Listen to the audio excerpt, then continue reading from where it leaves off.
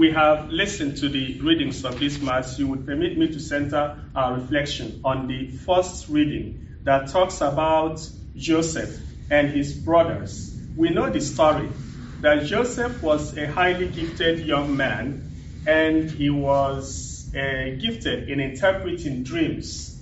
He also was very much loved by their father, his father. And so because of all these, his brothers became jealous or envious of him. The rest of the story was that they sold him into slavery, and then he ended up in Egypt. We know what happened while he was in Egypt. He found himself in prison because of trumped-up charges, false accusations, and allegations. But from the prison, God went and picked him up and then raised him so high to the point that he became the second in command in a foreign land. In the land of Egypt, he became the governor next to Pharaoh, or to the highest official in the land. This is the reason he is in charge of dispensing the food. And this was at a time of great scarcity and famine in all the parts of the world. People were coming from all parts of the world to buy food. His brothers, who had sold him years back, also came because there was no food in their land. Joseph recognized his brothers, but they themselves did not recognize him because a lot had changed by then. Now, in the coming days, we will see what transpired, and something stands out here. He did not pay back evil with evil. He showed kindness to people who were mean to him. Sometimes we have this temptation to be, show revenge, to get even with people who had been funny and mean to us. Joseph did not show that kind of disposition. He was very kind to his brothers, notwithstanding that they treated him in a very horrible way.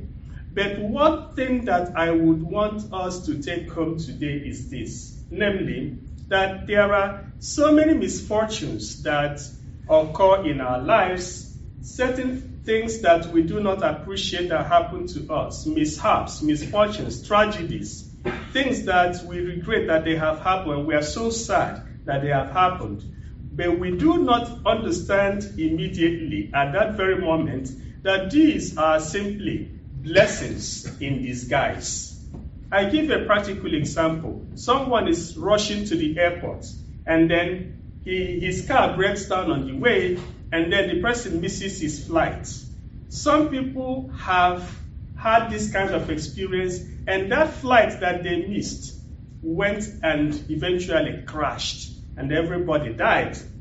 And you will see this man saying, I was to be in that plane, but because my car broke down, that was why and how I missed that flight. This example could go either way, but sometimes certain misfortunes, in quotes, that occur in our life are only practical steps that God has already designed that will lead us to something better and higher for us. Joseph rose from obscurity to prominence, rose from poverty to riches, rose from that horrible situation that his brothers reduced him to become one of the greatest persons in the land of Egypt, who eventually helped other people. And so, are we experiencing certain difficult challenges or difficult situations in our life?